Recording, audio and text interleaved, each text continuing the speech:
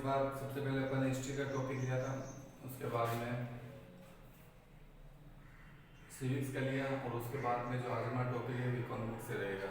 इसमें lesson number 14 है। वैसे 14 हमने करवाया नहीं है क्योंकि 1 मार्क्स है, उसको बाद में करवा देंगे। ये आपके एग्जाम में 4 मार्क्स का जो लेसन है, 4 मार्क्स का एक क्वेश्चन जिस लेसन में से आएगा। तो इसमें पढ़ेंगे अपन, एक तो कैरेक्टर पढ़ेंगे कि जो मेन कैरेक्टरिस्टिक्स क्या है हमारी इंडियन इकोनॉमी के। इसमें एक तो कैरेक्टर पढ़ेंगे और जो न्यू ट्रेंड्स क्या आया था, क्योंकि 1950 के आसपास देखें तो इंडिया की इकोनॉमी क्या थी, अलग थी। और 1990s के बाद अगर देखा जाए तो इंडिया की इकोनॉमी थी, उसमें बहुत चेंजेस हमें देखने को मिल रहे थे।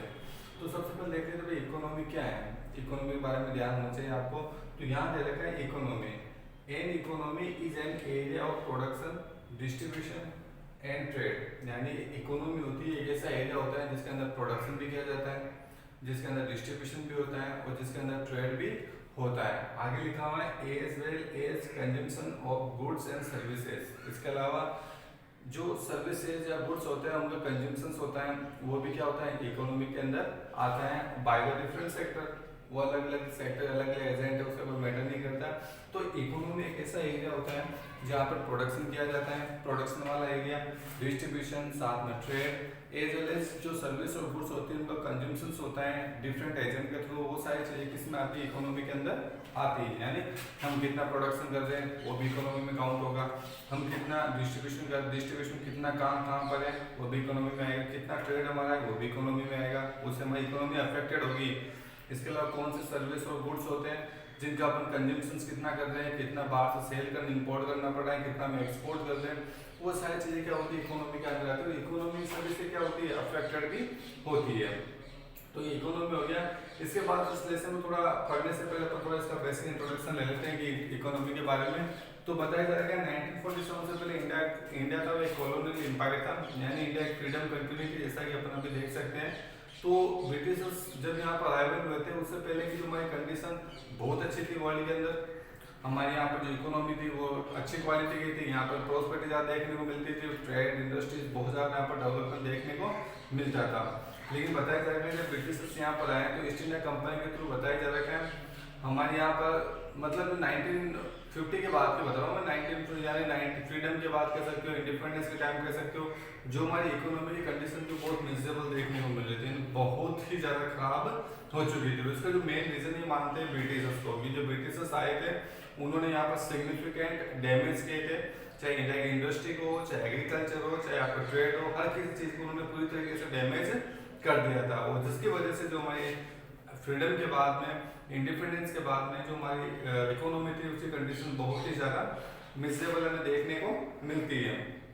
उसका बताया जा रहा है कि 1950 के बाद में 1950 के बाद में हमारी गवर्नमेंट ने यहाँ पर कुछ सिग्निफिकेंट चेंज किए, जिससे कि हमारी इकोनॉमी को एक नया पाथ मिला या एक नया वे मिला, जिससे कि उसका थोड़ा फॉर्म हमें चेंज करने में हेल्प हुई। देखिए बताया जा रहा है कि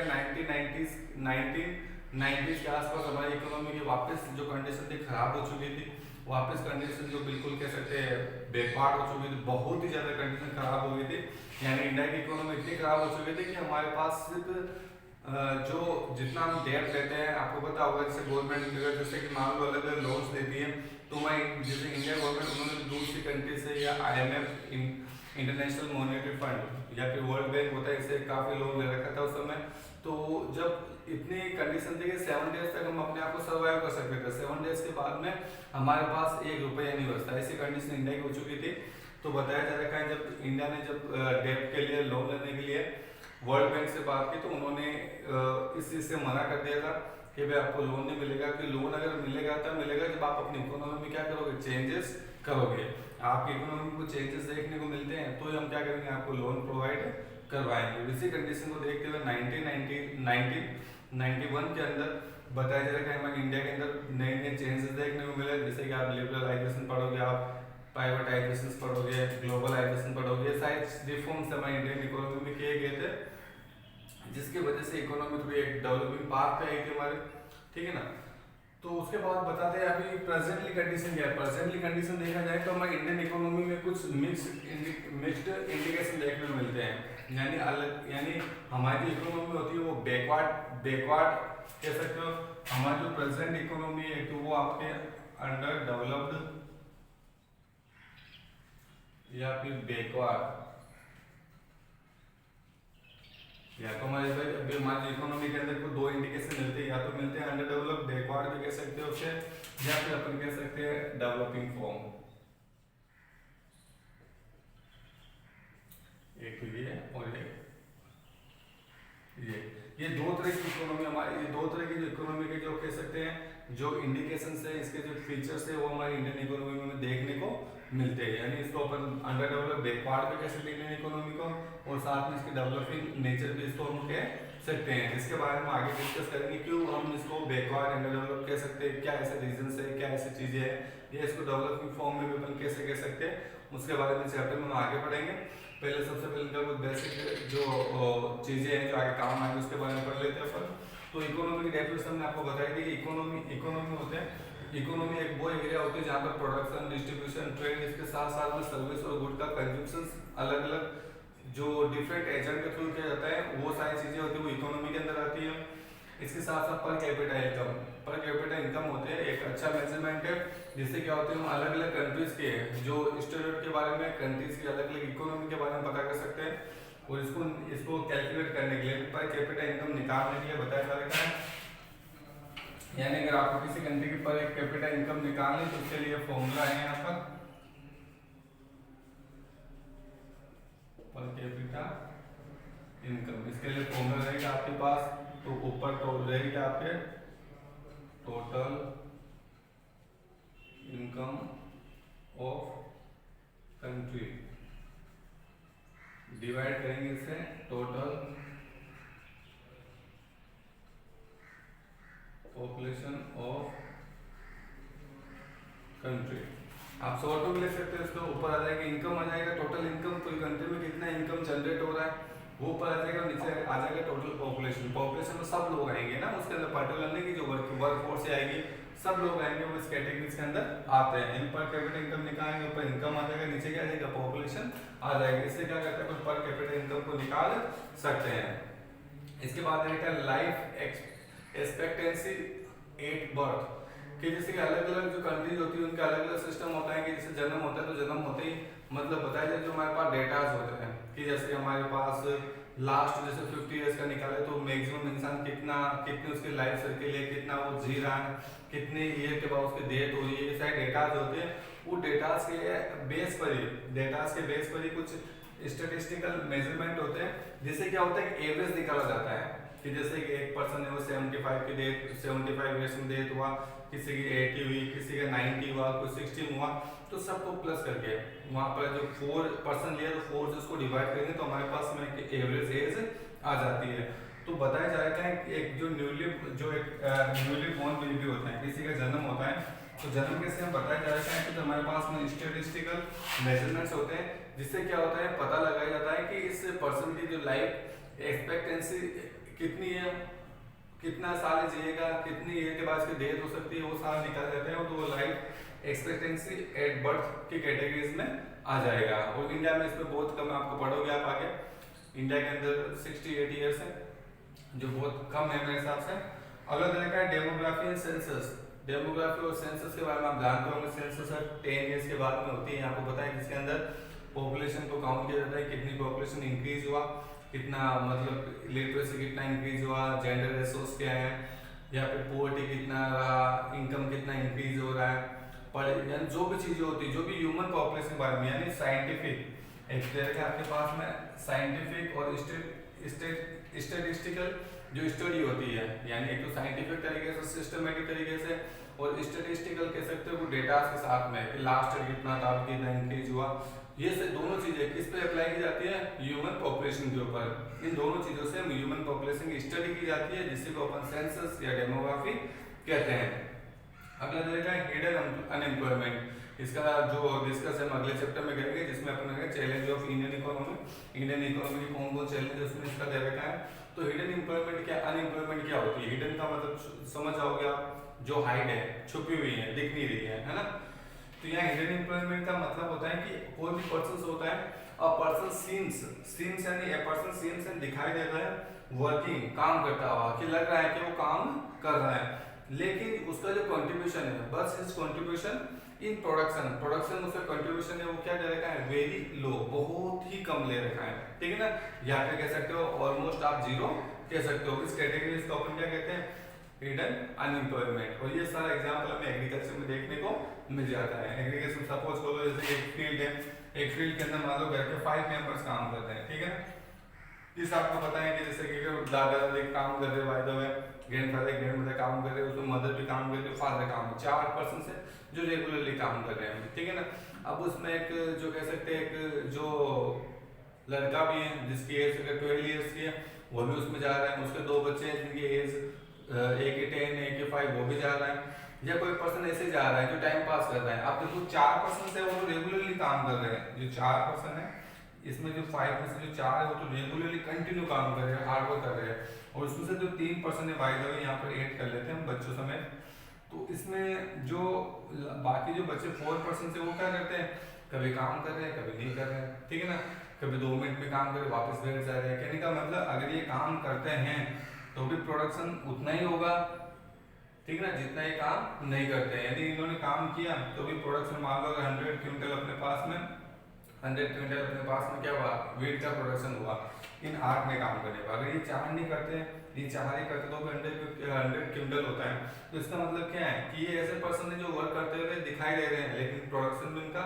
जो कंट्रीब्यूशन है वो क्या है, जीरो है या बहुत ही कम है। तो इस तरह की अनएम्प्लॉयमेंट होती है वो हिडन एम्प्लॉयमेंट होती है। और इसका एग्जांपल एग्रीकल्चर का जा सकता है। इस तरह की कंडीशन एग्रीकल्चर में ज़्यादा देखने को मिलती है। और इंडिया तो मालूम ही आपको एक एग्रीकल्चर कंट्रीज है, बहुत ज़्यादा पर्सन है,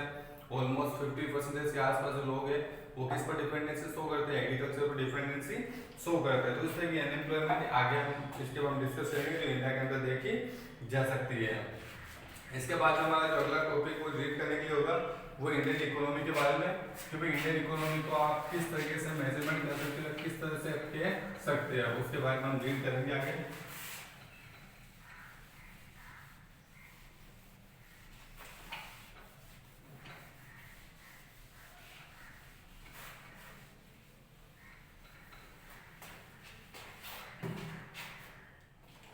इंडियन इकोनॉमी के बारे में बात की जाए, देखो जो अगला टॉपिक रीड होगा वो ये होगा इंडियन इकोनॉमी। जैसे हम पहले बता चुके हैं कि इंडियन इकोनॉमी को 2 तरह की इकोनॉमी कहा जा सकता है। 2 तरह के इंडिकेशंस इंडियन इकोनॉमी में देखने को मिलते हैं। एक तो दे रखा है कि इंडियन इकोनॉमी को ऊपर अंडर डेवलप या बैकवर्ड इकोनॉमी कह सकते हैं, ठीक है ना। दूसरा इसका जो रीजन है, दूसरी जो इसकी फॉर्म है वो बताया जाएगी डेवलपिंग फॉर्म।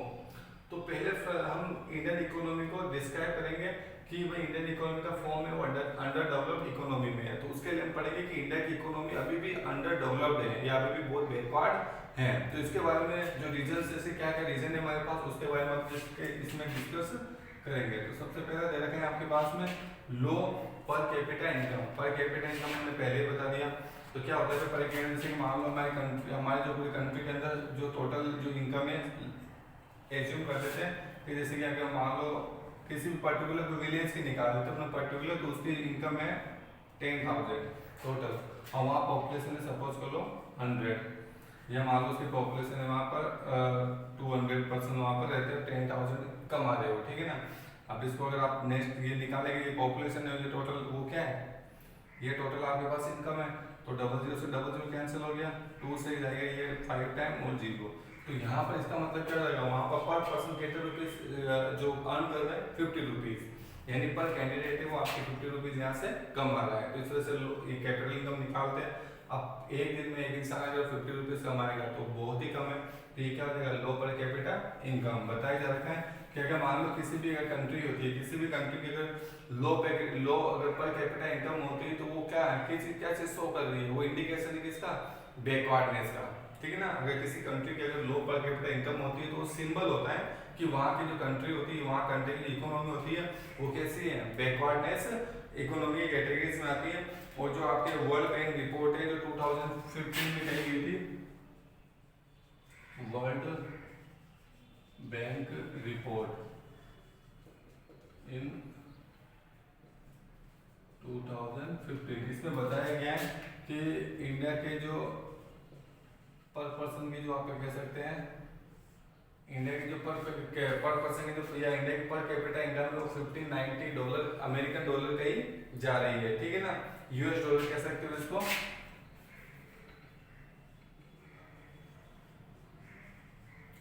यानी यूएस डॉलर पर, यानी इनका मतलब है कि जो वर्ल्ड बैंक ने जो रिपोर्ट की थी 2015 में उससे ऐसा बताया गया कि इंडिया की जो पर कैपिटा इनकम है वो $1590 कही जा सकती है। इसके अलावा जो इंडिया है, जो जिसकी पर कैपिटा इनकम किसकी ज़्यादा है किसकी कम है, उसमें इंडिया कितना है, यानी इंडिया स्टैंड करता है, इंडिया स्टैंड 117 प्लेस। यानी जो वर्ल्ड बैंक की रिपोर्ट है उसके अंदर इंडिया की एक तो पर कैपिटा इनकम 1590 यूएस डॉलर, उसके साथ साथ में पर कैपिटा इनकम का जो कोई कंट्री कितना पर कैपिटा किसका ज्यादा है किसका कम है, उसके हिसाब से इंडिया 170 प्लेस पर स्टैंड कर रहा है, यानी बहुत ही ज्यादा नीचे है, ठीक है ना। और बताया जैसे साथ में ये भी कहा जाता है कि इंडिया की जो पर कैपिटा इनकम में एक तो जो जितने भी डेवलप्ड कंट्रीज है, चाइना कह सकते हैं, फ्रांस कह सकते हैं, ब्रिटेन, अमेरिका, जापान, रसिया, इनसे तो हमारी इटली हो गया या फिर या जर्मनी हो गया, इनसे तो हमारी कंट्री की जो पर कैपिटा इनकम पीछे ही है। इसके साथ साथ बताया जा रहा है कि जो हमारी नेबरिंग कंट्रीज है, ठीक है ना, जो हमारी नेबरिंग कंट्रीज है, नेबरिंग कंट्रीज जैसे कि चाइना हो गया, श्रीलंका हो गया, या फिर इनसे भी अपन क्या है पीछे है, कहने का मतलब एक तो हम डेवलप्ड कंट्री से तो वैसे पीछे चल रहे हैं, ठीक है ना। इसके साथ जो हमारे नेबरिंग कंट्री चाइना हो गया, श्रीलंका, इनसे भी हमारी इनसे भी जो लो पर कैपिटा इनकम हमारी इंडिया के अंदर देखी जा सकती है, यानी इनसे भी यानी और इससे भी मतलब हम बहुत ज्यादा पीछे है। और बताया जा रखा है अगर लो पर कैपिटा इनकम कहीं की होती है, यानी कि इनका मतलब लो पर कैपिटा इनकम, ये कह सकते हो आप due to low per capita income,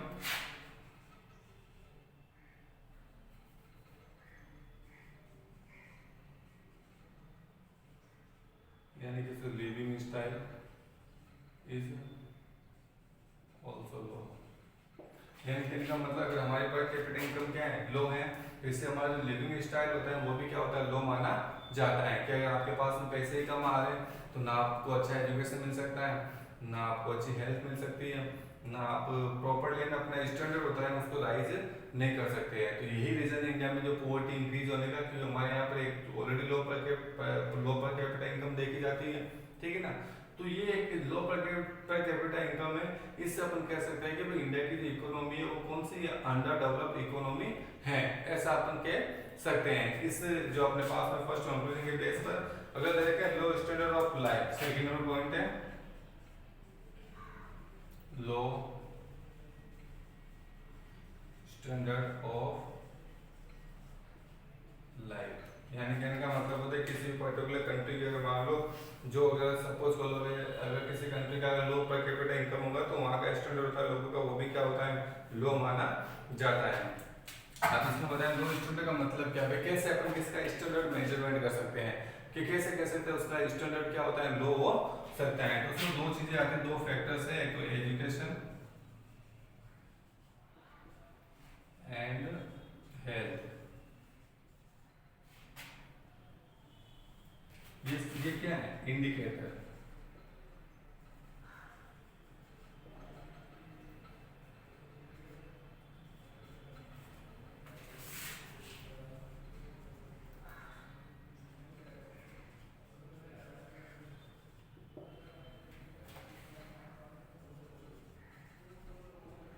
यानी क्या education health are the indicator of standard of life, यानी लाइफ का स्टैंडर्ड पता करना है तो उसके लिए एजुकेशन हेल्थ को सबसे बेस्ट इंडिकेशन माना गया है। कि अगर मान लो सपोज करो अगर एजुकेशन अच्छा है उसकी हेल्थ भी अच्छी, इसका मतलब लाइफ का स्टैंडर्ड है वो भी कैसा है अच्छा है। अगर हेल्थ बिल्कुल भी नहीं है, एजुकेशन बिल्कुल भी नहीं है उसके पास में, इट मींस उसका जो लाइफ का स्टैंडर्ड है वो बहुत ही कम माना जाता है। बताया जा रखा है कि यहाँ पर क्या है कि कहने का मतलब या due to low per capita income, अगर यहाँ पर वो है लो पर, अगर किसी कंट्री की लो पर कैपिटा इनकम है या लो इनकम है तो यहाँ पर पीपल होते हैं, people do not get, people do not gate,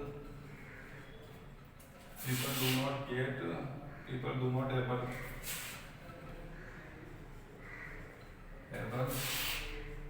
to get better education and health.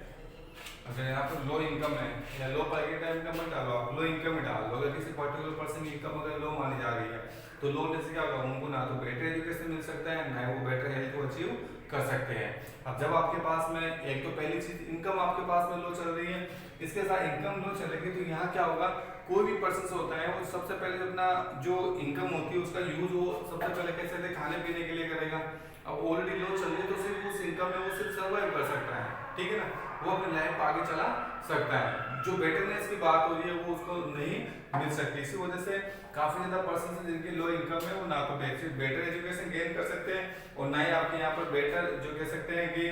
Better जो आपके कह सकते हैं हेल्थ उनको मिल सकती है। जो हमारे सेंसस है यानी कि इनका मतलब अकॉर्डिंग टू सेंसस ऑफ 2014, यानी 2014 के अंदर जो सेंसस हुई थी, सॉरी बाय मिस्टेक 14 में थी, 11 में थी, 10 इयर्स के बाद होती है। जो हमारे पास में लिटरेसी रेट है वो कितनी देखिए 17.04%, यानी जो 2011 में जो सेंसस हुई थी उसके अकॉर्डिंग जो हमारी बताया जा रहा है जो लिटरेसी रेट वो 74.04 मानी जाती है। और बताया जा रहा है जो वर्ल्ड बैंक की रिपोर्ट है 2014 में आई थी, अकॉर्डिंग टू वर्ल्ड बैंक इन 2014, जिसके बारे में पहले पढ़ चुके हैं, life expectancy at birth is 68 years. बताया जा रहा है कि दो चीजें आप दे रखी है, यानी दो एक लो, इसमें सबसे पहले देखो वापस लो स्टैंडर्ड ऑफ लाइफ का मतलब होता है कि स्टैंडर्ड है लाइफ का लो। इसका मतलब क्या होता है कि हम कैसे मेजरमेंट करते हैं, तो उसके लिए एजुकेशन और हेल्थ को सबसे बेस्ट इंडिकेशन माने गए हैं किसी भी लाइफ का स्टैंडर्ड जानने के लिए। आपको पता है कि फर्स्ट चीज अपन ने पढ़ा था लो पर कैपिटा इनकम। तो जो लो इनकम होने की वजह से कह सकते हैं कि जो पर्संस होते हैं वो क्या करते हैं कि बेस्ट क्वालिटी का बेटर क्वालिटी का जो कैसे एजुकेशन हेल्थ को गेट करने में उसको मतलब अचीव करने में उसको पाने में क्या होते हैं एबल नहीं होते हैं। और जो यहाँ पर हमारे सेंसस है 2011 में की गई थी उसके अकॉर्डिंग बताए गए इंडिया की लिटरेसी रेट कितनी है 74.04, यानी अपन कह सकते हैं कि 26% अभी भी लोग क्या है इलिटरेट है, यानी हमारी टोटल कंट्री है उसका 1/4 पार्ट अभी भी क्या होता है इलिटरेट है, यानी वो पढ़ा लिखा नहीं है। इसका मतलब एजुकेशन नहीं मिल रहा है उनको, तो इससे क्या हुआ लो अंडर डेवलप्ड इकोनॉमी कह सकते हैं कि कम से कम 1/4 लोग पढ़े लिखे नहीं है, लिटरेट ही नहीं है ना। यहाँ पे दूसरा कह सकते हैं वर्ल्ड बैंक की रिपोर्ट है 2014 उसमें ऐसा बताया गया है कि इंडिया के अंदर जो एक लाइफ एक्सपेक्टेंसी जो रेट है बर्थ के टाइम है वो कितनी मानी गई है 68 इयर्स मानी गई है, जो बहुत ही कम है। हालांकि अपन ये नहीं कह सकते कम है, लेकिन मेरे हिसाब से चाइना हो गया, जापान हो गया, जो डेवलप कंट्री उससे तो क्या है बहुत ही कम है, उनसे बहुत ही कम है, ठीक है ना, इंडिया जैसे कंट्री के अंदर। तो ये चीजें शो करती है, क्या शो करती है, चीज शो करती है कि इंडियन इकोनॉमी है या इंडिया की जो इकोनॉमी है वो अंडर डेवलप या बैकवर्ड इकोनॉमी कही जा सकती है। इसके बाद जो अगला थर्ड नंबर टॉपिक आता है वो आता है प्रॉब्लम ऑफ पुअर्टी की प्रॉब्लम। देखिए उसके बाद थर्ड रीजन आता है अपने पास में, पहला अपन ने लो पर कैपिटा इनकम पढ़ा, सेकंड अपने पास में स्टैंडर्ड ऑफ लाइफ पढ़ लिया, थर्ड नंबर देखते हैं प्रॉब्लम ऑफ पुअर्टी। इंडिया के जैसी कंट्री के अंदर प्रॉब्लम ऑफ पुअर्टी ऑलमोस्ट देखने को मिल सकती है। तो बताया जा रहा है यहाँ पर अकॉर्डिंग टू सुरेश तेंदुलकर, जो सुरेश तेंदुलकर है इन्होंने जो डेटा मेजरमेंट किए थे 2001 से लगाकर 2000 से 11 के बीच में, तो बताया जा रहा है 2011 से 12 यानी से एक ईयर के अंदर बताया जा रहा है कि जो हमारे यहाँ पर जो पोवर्टी यानी जो पीपल जो टोटल जो पर्सन हमारे यहाँ पर जो पुअर है उनकी जो परसेंटेज 21.82% बताया गया है। कि इस एक साल के अंदर जो डेटा कलेक्शन हुआ था हमारे पास में उस डेटा के अंदर ये पता चला है कि अभी भी इंडिया के अंदर 21.82% पीपल्स के हैं वो पुअर की कैटेगरीज के अंदर आते हैं। पोर का मतलब आप जानते होंगे, पोर का मतलब या पोवर्टी का मतलब कह सकते हो कि एक ऐसी कंडीशंस होती है जिसमें कोई पर्सन होता है जो अपनी बेसिक नीड होती है उसको फुलफिल भी नहीं कर सकता, यानी poverty is a condition in which a person can not able to fulfil the basic need of life, कि जो लाइफ की जो बेसिक नीड होती है, जो चीजें होती है उसको भी फुलफिल करने के अंदर या उसको पूरा करने में एबल नहीं होते हैं, तो ऐसी कंडीशन को अपन क्या बोलते हैं, पोवर्टी कहते हैं। और बताया जा रहा है कि पोवर्टी की वजह से बताया जा रहा है कोई भी पर्सन होता है, पोवर्टी की वजह से कोई भी पर्सन होता है जो अपनी बेसिक नीड होती है उसको पूरा नहीं कर सकता है। और बताया जा रहा है इंडिया के अंदर अभी भी, इंडिया में जो अभी भी सर्कमस्टेंसेस देखा जाए तो उसके अकॉर्डिंग बताया जा रहा है कि 1/4, क्योंकि 21 ऑलमोस्ट 1/4 बताया जा रहा है, यानी जो 1/4 जो पॉपुलेशन है अभी भी क्या है इंडिया के अंदर, पुअर चल रही है। ऑलमोस्ट 1%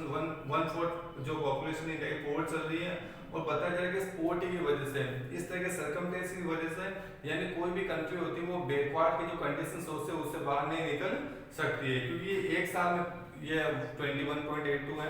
अगर जैसे कि अगर अगले साल देखोगे तो और इंक्रीज होंगे, तो है ना, उसके बाद और इंक्रीज, क्योंकि जैसे पॉपुलेशन इंक्रीज होगी, पढ़ेंगे हम आगे, पॉपुलेशन बढ़ेगी तो क्या होगा, पोवर्टी जो पुअर थे वो और पुअर रहेंगे, तो इस तरह से ये जो सर्कमस्टेंसेस क्या होगा और ज्यादा चलता रहेगा। वैसे कंडीशन से किसी कंट्री को बाहर निकलना या बैकवर्डनेस जो है उस इकोनॉमी उससे बाहर निकलना बहुत डिफिकल्ट देखा जाता है, तो इस वजह से भी अपन इंडिया की इकोनॉमी को अंडरडेवलप्ड इकोनॉमी कहते हैं।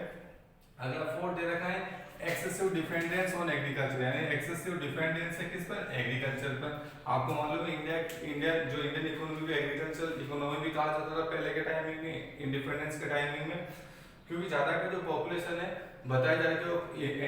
एग्रीकल्चर पर डिपेंडेंस थी, ठीक है ना, पहले भी और अभी भी ऑलमोस्ट बताई जाती है। तो बताया जाएगा जब इंडिया इंडिपेंडेंस हुआ था 1947 के बाद की बात है कि टोटल जो इंडिया का जो कह सकते हैं हाईली, यानी टोटल जो ये देखा है हाईली डिपेंडेंट, हाईली पर्सन से highly population dependent on agriculture at the time of independence.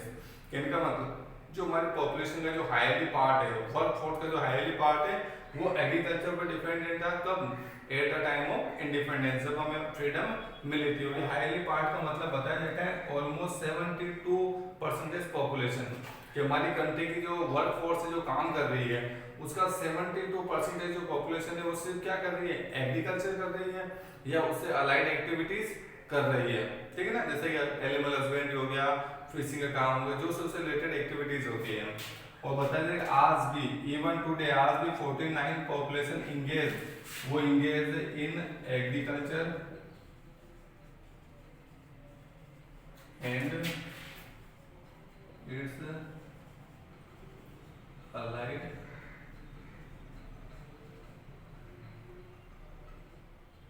Activities, यानी आज भी देखा जाए, यानी इंडिपेंडेंस के टाइम में 72 था, हालांकि कम हुआ है लेकिन इतना भी कम नहीं हुआ है। अभी भी देखा जाए तो अभी के प्रेजेंट सिनेरियो के अकॉर्डिंग 49% जो पॉपुलेशन है वो एग्रीकल्चर और उसकी जो अलाइड एक्टिविटीज है उसके अंदर क्या एंगेज मानी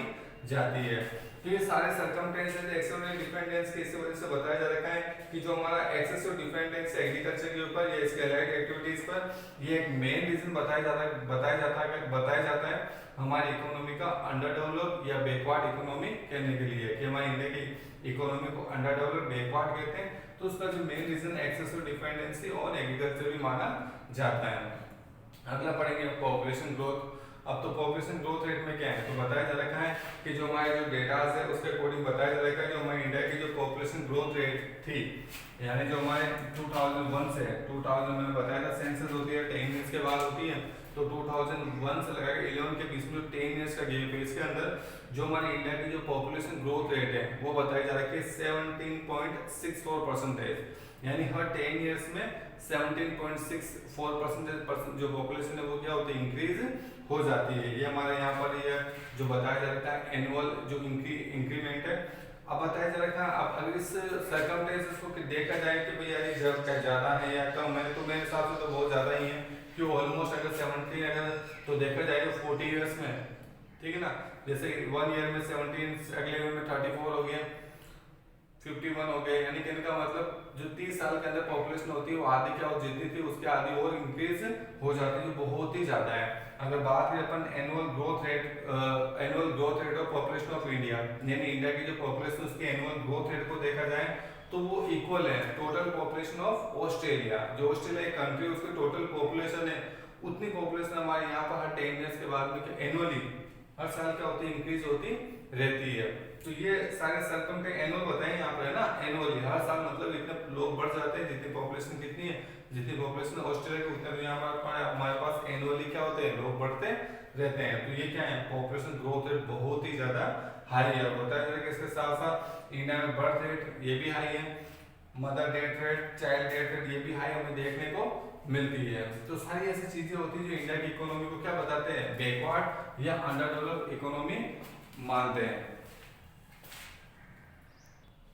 देखो जो अगला जो टॉपिक है 6 नंबर जो इंडियन इकोनॉमी को बैकवर्ड में शो करता है उसमें दे देते हैं यहाँ पर प्रॉब्लम ऑफ ये प्रॉब्लम ऑफ पॉवर्टी, यानी पॉवर्टी की प्रॉब्लम भी हमारे यहाँ पर बहुत ज़्यादा देखने को मिलती है। पॉवर्टी का रीजन क्या है, पॉवर्टी क्यों आ रही है, तो इसका पीछे मेन रीजन ही बताया जा रहा है कि इंडिया की जो इकोनॉमी है, पढ़ लिया होगा अपन इंडिया की इकोनॉमी में यहाँ के लोगों का जो एक्सेसिव डिपेंडेंस है, ये excessive dependency problem of poverty problem of unemployment आएगा यहाँ पर।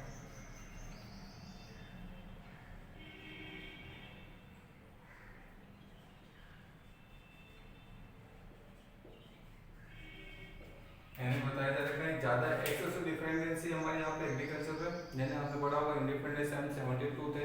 और अभी परसेंटेज देखा जाए तो 49% डिपेंडेंसी शो करते हैं एग्रीकल्चर पर। तो एग्रीकल्चर पर ज्यादा लोग डिपेंडेंसी से ज्यादा के डेवलपमेंट हमें एग्रीकल्चर में देखने को मिला, यानी इंडस्ट्रियल और जो सर्विस सेक्टर है उसका जो कैसे डेवलपमेंट है वो हमें बहुत ही ज्यादा स्लो देखने को मिल रहा है। यानी एक ही सेक्टर यहाँ पर ज्यादा इंक्रीज कर रहा है और एक सेक्टर बिल्कुल भी इंक्रीज नहीं कर रहा है, वो बताया जा रहा है। इसी वजह से बताया जा रहा है कि यहाँ पर अनएम्प्लॉयमेंट हमें ज़्यादा देखने को मिल रहा है। इसके साथ साथ जो है इंडिया को एक हिडन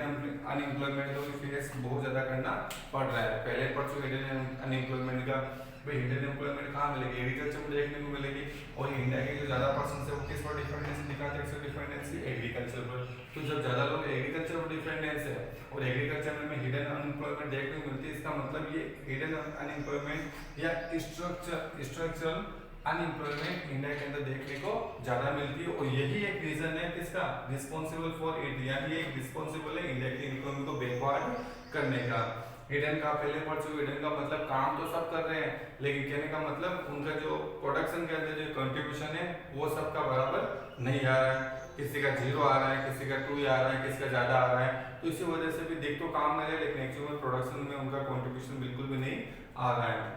इसके साथ में स्ट्रक्चरल जो अनएम्प्लॉयमेंट, इसका मतलब कह सकते हो कि कोई एक पर्टिकुलर सेक्टर्स है, यानी जो स्ट्रक्चर जब कभी चेंज होता है ठीक है ना, तो उससे भी क्या होता है अनएम्प्लॉयमेंट इंक्रीज होती है। कि जैसे कहने का मतलब हमारे यहाँ पर इंडस्ट्रियल डेवलपमेंट भी हो रहा है, सर्विस जो सेक्टर वो भी डेवलपमेंट और एग्रीकल्चर भी हो रही है, लेकिन हम ज्यादा का जो पॉपुलेशन क्या करना चाह रही है एग्रीकल्चर करना चाह रही है। अब एग्रीकल्चर में तो ऑलरेडी क्या होता है कि बहुत सारी पॉपुलेशन ऑलरेडी इंगेज है, अब उसमें और जाएंगे क्या हो जाएंगे, उसमें ज्यादा डिमांड बढ़ेगी या ज्यादा लोग इकट्ठा हो जाएंगे, काफी ज्यादा लोग रहेंगे तो काम सबको मिलेगा नहीं, अनएम्प्लॉयमेंट ज्यादा बढ़ेगी। और जो हमारे पास में सर्विस सेक्टर और इंडस्ट्रियल सेक्टर है उसमें लोग जाना नहीं चाहते, तो वहां पर भी क्या होगा, वहां पर हमारे पास काम करने को है लेकिन काम नहीं करने के लिए लोग नहीं है, काम है लेकिन लोग नहीं मिलेंगे और ज्यादा लोग इधर है, तो वो अनएम्प्लॉयमेंट की कैटेगरीज के अंदर आते हैं। जैसे आप पढ़ोगे आप आगे की, जैसे कि हमारे यहाँ पर पहले एग्रीकल्चर पर डिपेंड था लेकिन जैसे कि डेवलपिंग फॉर्म में पढ़ेंगे कि ज्यादा सर्विस सेक्टर इंक्रीज हो रहा है ठीक है ना। तो किसी कंट्री का जब स्ट्रक्चरल चेंज देखने को मिलता है, यानी पहले लोग क्या कर रहे थे, भाई आप क्या कर रहे हैं, अब ये कर रहे तो पहले वो कर रहे थे, तो ये स्ट्रक्चर जो चेंज होता है जिसका भी एक रीजन जो अनएम्प्लॉयमेंट को इंक्रीज करना हो रहा है, तो ये भी एक रीजन है इंडिया की इकोनॉमी को अंडर डेवलप्ड इकोनॉमी बताने का। इसके बाद लास्ट पढ़ेंगे अपन ऑब्सोलेट टेक्नोलॉजी, या इसको कह सकते हो आप ओल्ड, इसको अपन ओल्ड भी कह सकते हैं। जो ओल्ड टेक्नोलॉजी इंडिया के अंदर यूज की जा रही है, तो बताया जा रहा है इंडिया के अंदर जो ओल्ड टेक्नोलॉजी ज्यादा यूज की जा रही है, जिसकी वजह से बताया जा रहा है जो इंडस्ट्रियल सेक्टर है या सर्विस सेक्टर है उनका डेवलपमेंट बहुत ही ज्यादा लो बताया जा रखा है। कहने का मतलब वहाँ का डेवलपमेंट हुआ ही नहीं, जो प्रोडक्शन रेट है वो हमारी क्या है बहुत लो है, क्योंकि जिस तरह के वेपन्स इंस्ट्रूमेंट्स इक्विपमेंट हम यूज कर रहे हैं वो बहुत ही ओल्ड टेक्निक है और जिससे क्या प्रोडक्शन बहुत ही हमारे यहाँ पर कम हो देखने को मिल रहा है ठीक है ना। इसके साथ साथ बताया जाएगा जब प्रोडक्शन अगर सेक्टर का कम होगा तो हमारे पास में जो जितने भी रिसोर्सेज है, क्योंकि जैसे कोई भी कंट्री होती है वो डेवलपमेंट जब भी करती है जब उसके पास में जितने भी सोर्सेज अवेलेबल होते हैं, नेचुरल सोर्सेज जो भी अवेलेबल होते हैं उनका वो मॉडर्न टेक्नोलॉजी के साथ उनका यूज करें। कहने का मतलब अगर हमारे पास जितने भी रिसोर्सेज अवेलेबल है, अगर उसमें अपन मॉडर्न टेक्नोलॉजी या एडवांस टेक्नोलॉजी यूज नहीं करेंगे तो जो प्रोडक्शन होगा वो ऑटोमेटिक क्या हो जाएगा, कम होने लग जाएगा, क्योंकि रिसोर्सेज कभी बढ़ेंगे नहीं, उतने ही है। लेकिन उसका अपन सही ढंग से यूज कब करें, जब उसके अंदर अपन मॉडर्न टेक्नोलॉजी का यूज करें या कुछ एडवांस टेक्नोलॉजी का यूज करें, तब वो हमारे लिए क्या होते हैं, बेनिफिशियल होते हैं। लेकिन इंडिया में ऐसी मॉडर्न टेक्नोलॉजी है नहीं, इसकी वजह से रिसोर्सेज का सही तरीके से